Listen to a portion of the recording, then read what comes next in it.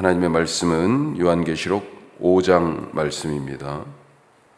4장과 5장은 이제 천상으로 끌어올려진 요한이 하늘 궁전에서 드려지는 그런 예배에 대한 말씀입니다. 천상의 예배죠.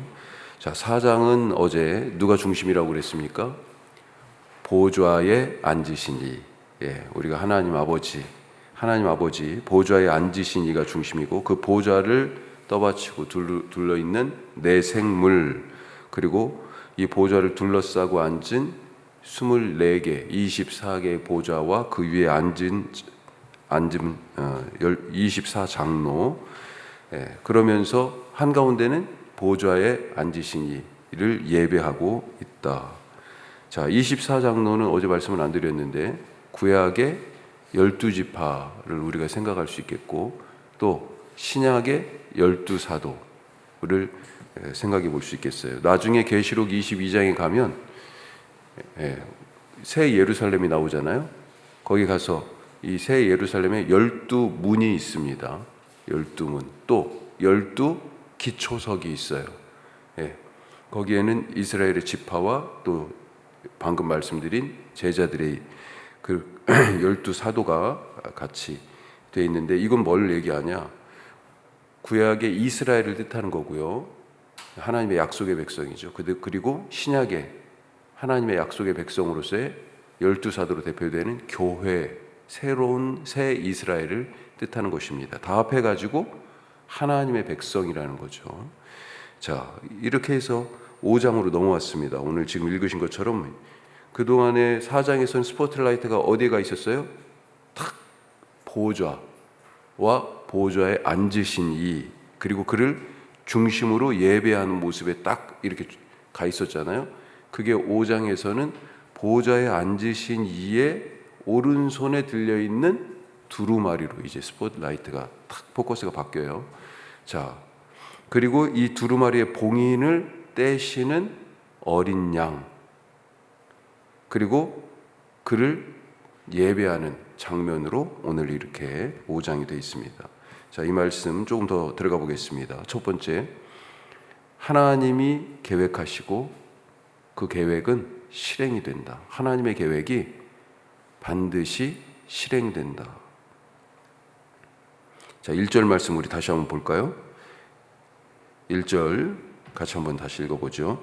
내가 봄에 보좌에 앉으신 이의 오른손에 두루마리가 있으니 안팎으로 썼고 7인으로 봉하였더라. 자, 지금 보좌에 앉으신 이의 오른손에 들려있는 두루마리와 그것의 정체에 대해서 지금 말하고 있습니다. 두루마리 정체가 뭘까요? 무엇이 쓰여 있을까요?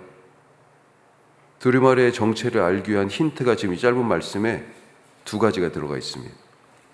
뭐예요? 하나는 7봉인, 씨를 7개나 해놨어요.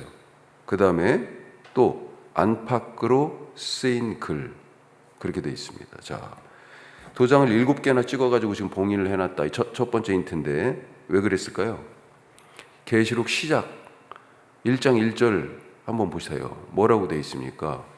왜 계시록을 썼다고 되어 있어요? 예수 그리스도의 계시라 이렇게 시작하잖아요. 계시, 커튼을 열고 감추었던 것이 딱 폭로되고 드러나는 것, 이게 계시거든요. 자, 그러니까 알리는 것이 목적입니다. 예수님이 지금 알려주시기 위하여 커튼을 탁, 그동안 닫혀져 있던 커튼을 열어서 자, 이거 봐라, 이거 들어라 하고 계시하시는 거예요. 알리는 것이 목적인데 무엇을 알려요? 반드시 속히 일어날 일들. 분명히 일어납니다. 그래서 그걸 천사들을 보내서 요한에게 알리고, 요한은 그걸 기록하여 지금 교회 성도들에게 같이 또 나눠 알리는 것이 이 계시록의 목적이에요. 자, 그런데 왜 지금 이것이 봉인되어 있어요? 지금은 이것이 알리는 것이 목적인데 봉인되어 있는 상태라는 것입니다. 반드시 속히 일어날 일이 아직은 봉인되어 있어요. 자, 두 번째 힌트. 자, 글이 두루마리 안팎으로 쓰여져 있다 그랬습니다. 보통은 한쪽만 쓰이죠. 그리고 둘둘둘둘 예전에는 그게 이제 책이었으니까 두루마리. 자, 이렇게 말린 책 두루마리 한쪽에만 보통은 쓰여져 있는데 양쪽에 쓰여 있다. 특이합니다. 그것이. 에스겔서에 이런 두루마리가 나옵니다. 에스겔서에. 에스겔 2장 10절 말씀 제가 한번 읽어볼게요. 그가 이것을 내 앞에 펴시니 그 안팎에 글이 있는데 그 위에 애가와 애곡과 재앙의 말이 기록되었더라. 에스겔 불러서 이것을 먹어라 하면서 말씀 두루마리를 주시는데 똑같아요. 안팎으로 글이 써 있어. 요한이 본 이 두루마리는 에스겔이 본 것과 같다. 그렇게 생각돼요. 자, 하나님이 반드시 속히 일어나도록 계획하신 일, 그게 적혔는데 뭐라고요? 애가와 애곡과 재앙이 적혀 있다. 에스겔을 보니까. 이것이 사탄 마귀와 세상 권력자들에게는 심판이지만 하나님의 백성들에게는요, 위로예요. 은혜입니다. 자, 문제는 이 세상, 하나님이 세상을 다시 창조하시잖아요. 예수님을 통해서. 새 창조를 위하여 이 죄를 앞으로 계속 반복되지만 3번의 7가지의 심판들을 통해 가지고 정화하게 되는데, 정결하게 되는데, 자, 이것이 실행되기 위해서는 이 봉인이 떼어져야 되잖아요. 그런데 봉인을 뗄 자가 없어요. 아니, 하나님이 계획은 있는데 이 계획이 지금 실행되지 않고 있다는 것입니다. 봉인되어 있다는 얘기가. 그래서 울고 있는 거예요, 요한이. 이 고난 가운데 있는 교회를 생각하니 빨리 이 하나님의 계획이 실행되어야 되는데 이 봉인을 뗄 사람이 없으니 그래서 답답하고 울음이 막 쏟아져 나오는 것입니다. 그때 24장로 중 하나가 요한을 달래면서 다독이지요. 괜찮아. 여기 봉인을 떼실 분이 있어. 5절 말씀. 자, 5절 같이 합니다. 장로 중 한 사람이 내게 말하되 울지 말라. 유대지파의 사자 다윗의 뿌리가 이겼으니 그 두루마리와 그 7인을 떼시리라. 아멘. 봉인을 떼어서 하나님의 심판 계획이 실행된다는 것입니다. 그리고 그 구체적인 실행이 이제 6장부터 7봉인을 떼기 시작하죠. 하나씩 첫째 인을 떼니까 심판이 행해지기 시작해요. 자, 지금 고난 중에 있는 성도들이 볼 때는 이 세상이 지 맘대로 막 돌아가는 것 같습니다. 아무리 기도해도 뭐가 개선되고 바뀌는 게 없는 것처럼 보여요. 교회는 옛날 다니엘 시대 같은 그런 불구덩이 속에 들어가 있는 것. 그 친구들이 불구덩이 속에 들어갔잖아요. 풀무불에 던져졌고, 다니엘은요 사자굴에 던져졌잖아요. 지금 초대교회 성도들이 그런 박해를 지금 반복하고 있지 않습니까? 또 예수님 이야기에 봤을 때도 제자들하고 배 타고 예수님이 갈릴리를 가다가 주체할 수 없는, 감당할 수 없는 배가 깨질 것 같은 풍랑을 만났습니다. 교회가 바로 그와 같은, 그런 배와 같은 지금 형국이라는 거죠. 근데 예수님은 어디 있어요? 저쪽에서 주무시고 계시네. 침묵하시는 하나님, 교회의 현실과 침묵하시는 것 같은 하나님. 교회는 풀무불에도 던져지고 사자굴에도 던져지는 것 같은데, 그래서 빨리 심판이 실행되고 이 하나님의 계획이 있으신 걸 알겠는데 이 계획이 봉인을 떼듯이 실행되어야 하는데 그것이 안 되는 것 같아서 울고 있었는데, 그런데 그 계획이 실행된다는 것입니다. 결국. 그러니 요한처럼 울지 마라. 이 교회들에게 지금 다독이시는 거예요. 예수님이 봉인을 떼십니다. 그리고 이미 봉인이 떼어졌어요. 왜요? 오늘 두 번째 말씀. 예수님이 바로 봉인을 떼기 합당하신, 일찍이 죽임을 당한 어린 양이시기 때문에. 자, 그런데 어린 양의 이미지와 더불어 또 한 가지 나오는 이미지가 있죠. 사자. 유다지파의 사자. 이 사자가 메신저를 뜻하는 게 아닙니다. 라이온이에요. 예, 사자와 어린 양, 완전히 180도 다른 이미지죠. 동물의 왕과 순하디 순한 양. 자, 5절에서 두루마리의 봉인을 떼실 분으로 장로 중 하나가 가리켜요. 지금 자 봐라 그러면서 유대 지파의 사자 다윗의 뿌리. 자, 그래서 요한이 어디 하고 지금 보는 거예요. 요한이 봅니다. 보라고 그랬으니까 저기 유대 지파의 사자 라이온이 있다. 그러니까 쳐다봤는데 뭐가 보여요? 6절 말씀. 자, 같이 합시다. 6절. 내가 또 보니 보좌와 내 생물과 장로들 사이에 한 어린 양이 서 있는데 일찍이 죽임을 당한 것 같더라. 그에게 7뿔과 7눈이 있으니 이 눈들은 온 땅에 보내심을 받은 하나님의 7 영이라. 아멘. 보좌와 내 생물과 장로들 사이 이렇게 지금 되어 있습니다. 자, 보니까 보좌와 내 생물과 장로들 사이 이렇게 사이라고 표현되어 있는데 더 정확하게는 보좌 가운데라고 읽어야 돼요. 보좌 가운데 지금 이 어린 양이신 유대 지파의 사자이신 이분이 서 계신다. 자, 그러니까 보좌에 앉으신 이가 원래 있잖아요, 사장에. 그런데 지금 이 어린 양은요, 보좌 가운데 서 있다 이렇게 지금 되어 있습니다. 무슨 말일까요? 보좌를 놓고 예수님과 사장의 보좌에 앉으신 그분 하나님과 예수님이 중첩이 되네요. 보좌를 공유하고 계신다 하는 것입니다. 따라서 어린 양이신 이 예수님이 곧 하나님이세요. 자, 7뿔 7눈 얘기가 나옵니다. 뿔은 계시록에서 계속 뿔 얘기가 나오면 힘, 권능이에요. 그리고 눈은요, 자, 이렇게 쳐다보잖아요. 속속들이 쳐다본다. 서치하고 있는 거예요. 예. 모르는 게 없어요. 온 땅을 두루 다니며. 그래서 이거 뭐라고 얘기할 수 있어요? 지혜예요, 지혜. 자, 7뿔이니 완전한 능력, 완전한 권능입니다. 7눈은 완전한 지혜예요. 예수님이 보좌에 앉아 완전한 권능과 모든 것을 통달한 완전한 지혜로 지금 다스리고 계시는 거예요. 보좌가 지금 통치를 얘기하는 거잖아요. 거기에 지금 서 계신다니까요. 예수님은 왕의 권능을 가진, 완전한 권능을 가진 왕의 능력의 사자지만 동시에 일찍이 죽임을 당한 어린 양이세요.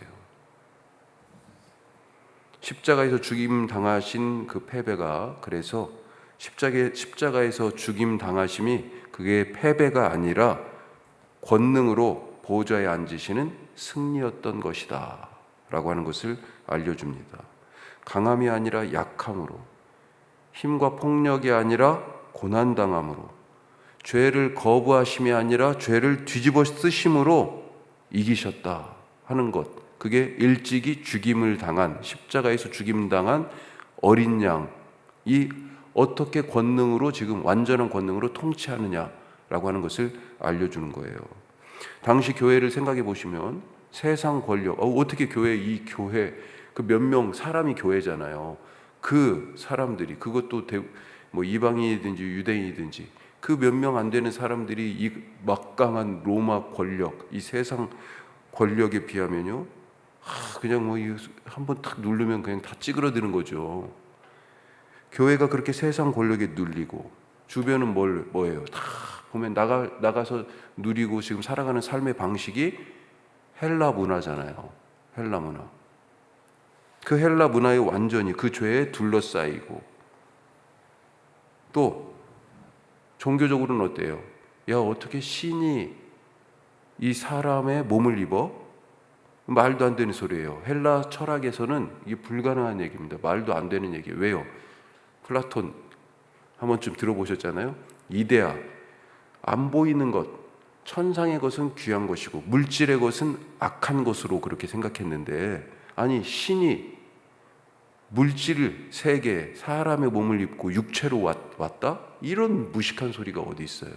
그렇게 맨날 조롱당했다고요. 그래서 복음이 미련한 소리였어요.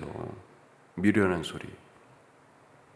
그런 상황 속에서 교회가 그렇게 무시당하고 조롱받고 그런 연약함과 고난 속에 있는데, 하지만 이런 교회들이요 이제 어떻게 해요?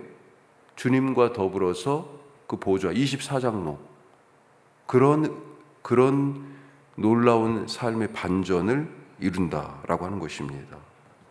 자, 이렇게 구원을 이루신 주님이 이제 어떻게 하세요?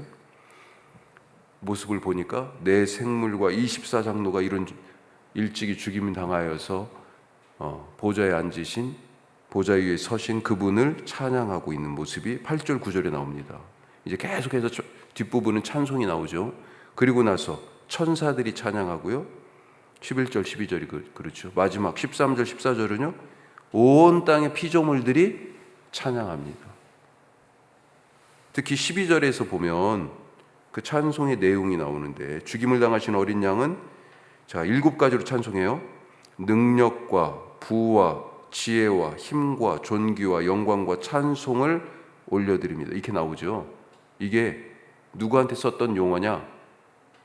로마 황제 숭배를 위하여 사용됐던 언어들이에요. 그걸 그대로 지금 진짜 왕은 너희들이 힘없이 로마 권력에 의해서 사실은 예수님이 십자가에 죽으신 거잖아요. 그렇죠? 그 사도신경에서도 본디오 빌라도가 예수님의 십자가형의 책임자로 나오잖아요. 세상 권력. 그런데 진짜 왕은 누구예요? 예수님이시다. 이런 찬양을 받으실 분이 예수님이다. 영원히 찬양받으실 오직 그 한 분은 일찍이 십자가에서 죽임당하셨지만 권능으로 보좌에 지금 서신 예수님이다. 그 예수님께서 펼치시는 계획이 있습니다. 오늘 우리가 그 계획이 닫혀져 있지 않고 이제 실행되는 것을 알고 주님의 말씀 안에서 오늘도 살아가는, 위로받고 새힘 얻는 하루 되시기를 주님의 이름으로 축복합니다. 기도하겠습니다. 2가지 말씀 나눴습니다. 하나님의 계획이 실행됩니다. 누구를 통하여 실행돼요? 예수님을 통하여. 어떻게 예수님이 그 실행자가 되셨어요?